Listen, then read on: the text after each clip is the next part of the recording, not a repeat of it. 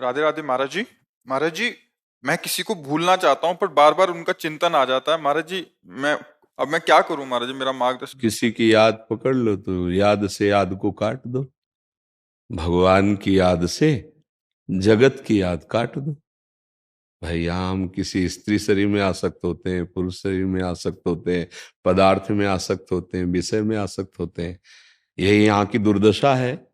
यहाँ की जो दशा है, दुर्दशा में परिणित हो गई है कि हम किसी वस्तु व्यक्ति स्थान बड़ी जल्दी आसक्ति हो जाती है। देखो, भरत जी महाराज भगवान की प्राप्ति के लिए अपनी राज पत्नी पुत्र सबको त्याग दिया और हिरण के बच्चे में फंस गए। हिरण की स्मृति में मरे तो अगला जन्म हिरण का हुआ। तो अगर हम भगवत स्मृति को जागृत रखें तो कोई भी स्मृति हमको परास्त नहीं कर सकती। अब भगवत स्मृति के बिना हम एक जगह फंसे फंसे ही फंसे हैं। देख लो, एक थोड़ी याद है हमारी, एक याद नहीं, एक जगह नहीं फंसे, सैकड़ों हजारों जगह फंसे हैं। पर एक प्रधान हो गई है, इसलिए वो 99 पीछे की दिखाई नहीं देती। अभी एक मिटे तो 99 तुम्हें दिखाई देंगी पीछे। समस्त आसक्तियों का नाश भगवत स्मृति से होता है। यस्य स्मरण मात्रेण जन्म संसार बंधनात् विमुच्यते नमस्तस्मै विष्णवे प्रभु विष्णवे। यदि भगवान का स्मरण करो भाई तो बच सकते हो, नहीं तो आसक्ति तो सर्वनाश कर देती है। कोई भी आसक्ति हो, सर्वनाश का मतलब मानव जीवन मिला है भगवत प्राप्ति के लिए और वो ना हुआ तो सर्वनाश ही हो गया। हम कहीं ना कहीं इन आसक्तियों में तो फंसे ही हैं। काम क्रोध लोभ मोह मद मत्सर, ये सब आसक्ति हैं।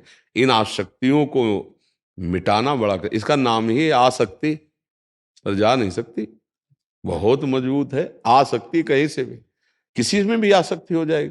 अरे एक तम्बाकू में आसक्त हो जाए तो छोड़ना कठिन हो जाता है। नहीं, हमने तो किसान को देखा है कि अपना खेत छोड़कर वो आधा किलोमीटर जाता है, वहां दूसरा हल जोत रहा होता है, तो उसे कहता है, भैया थोड़ी तम्बाकू देना। वहां से तम्बाकू फिर लेके आधा किलोमीटर और लौट के आता।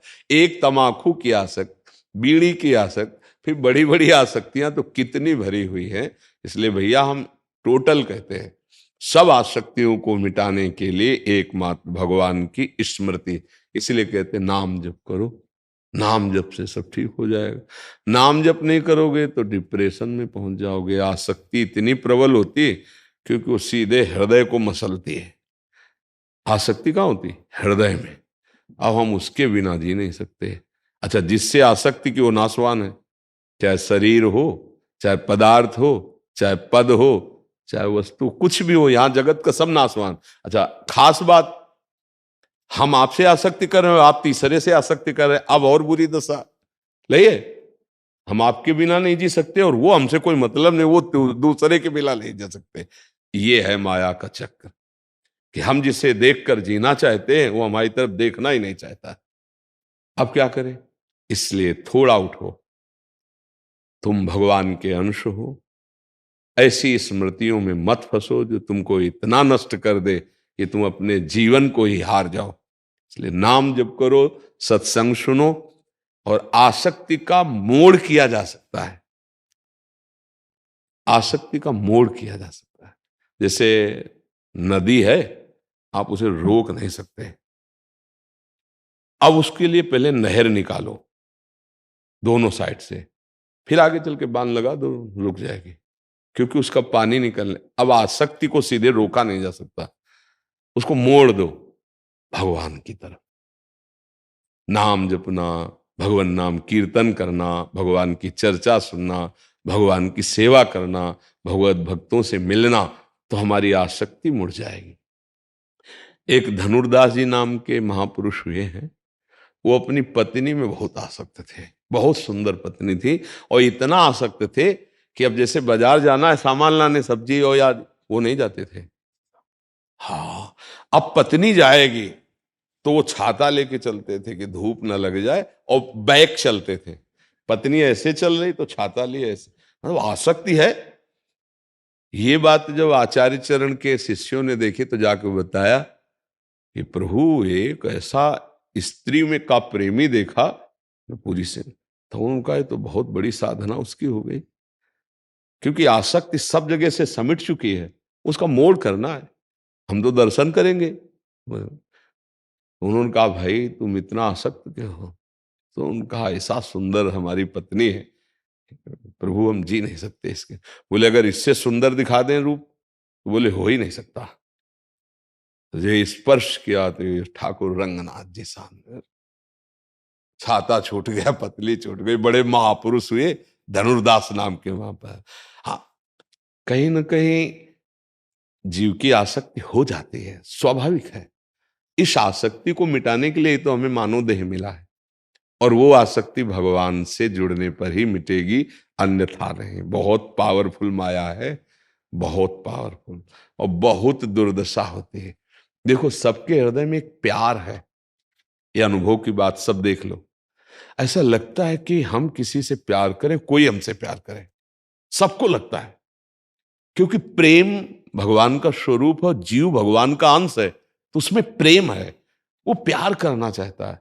पशु पक्षी वस्तु स्थान पद, कहीं ना कहीं वो प्यार हमारा फैल गया गलत जगह, और वो लौट कर हम जैसा प्यार करते हैं वैसा नहीं मिलता कहीं से भी, आप देख लो।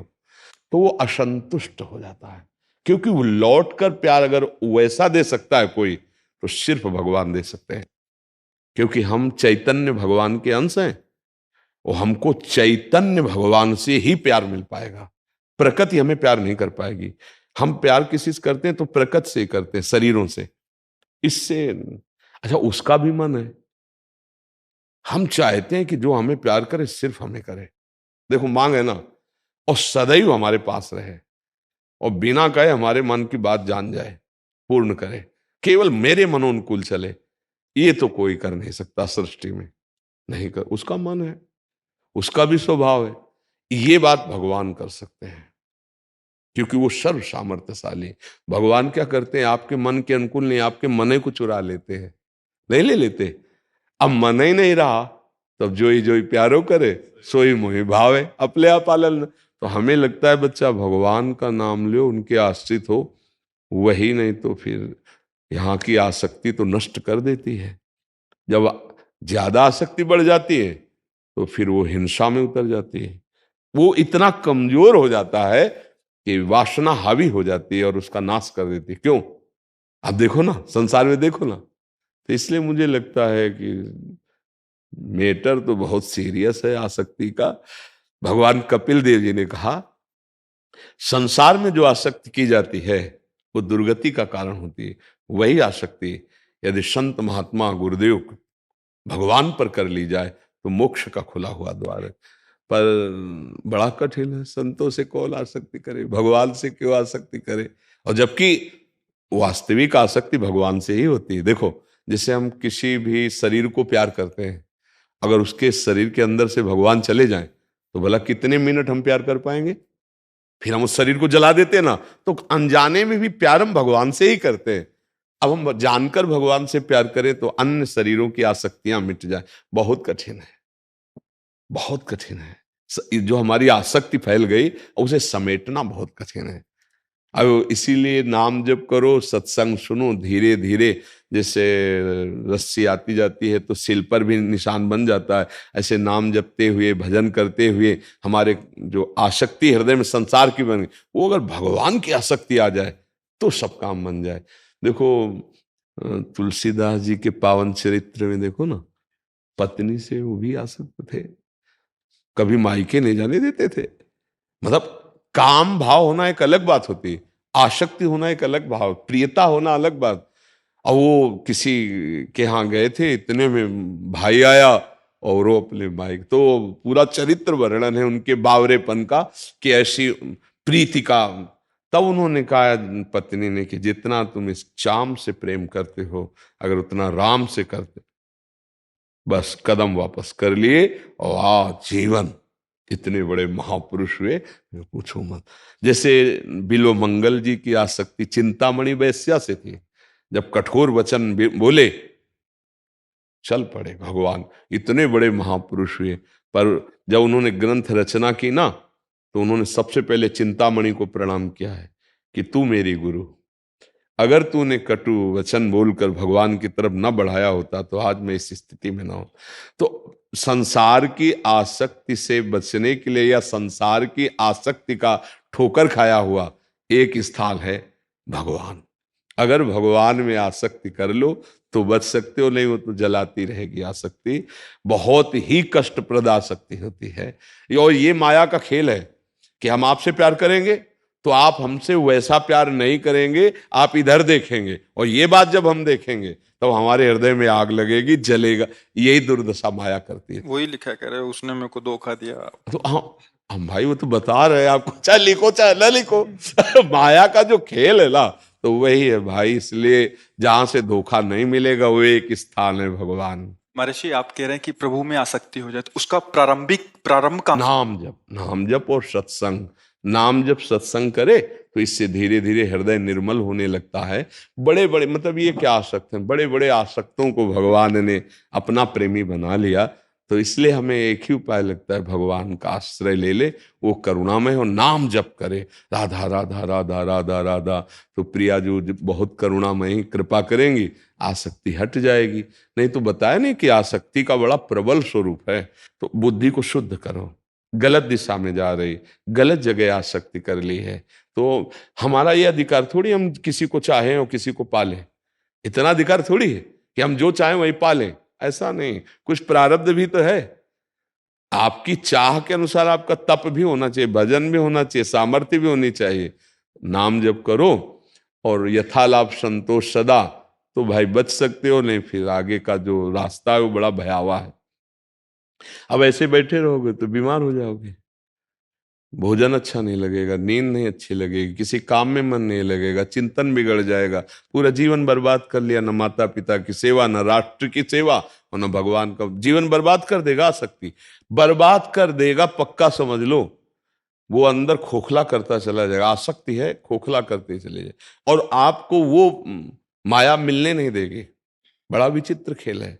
इसलिए बहुत संभल के नाम जप करो, भगवान के आश्रित रहो। बड़ा भयावह संसार, बड़ा भयावह है। सामने वाले की स्थिति क्या है, तो हमें लगता है थोड़ा अपने प्यार को कंट्रोल में करे, शासन में ले अपनी वृत्ति को। ऐसा नहीं कि हम जिसको चाहें उसको प्राप्त कर सकते हैं, ऐसा नहीं है।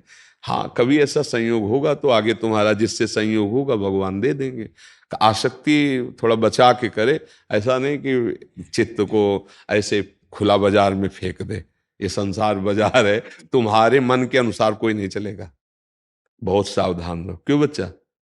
हाँ, नाम जप करो, अच्छे बच्चे बनो, आसक्ति से नहीं बनेगा, इससे तुम्हारी हानि हो जाएगी। जैसे अभी तुम्हारा चेहरा है ना, ये बहुत उदास चेहरा है।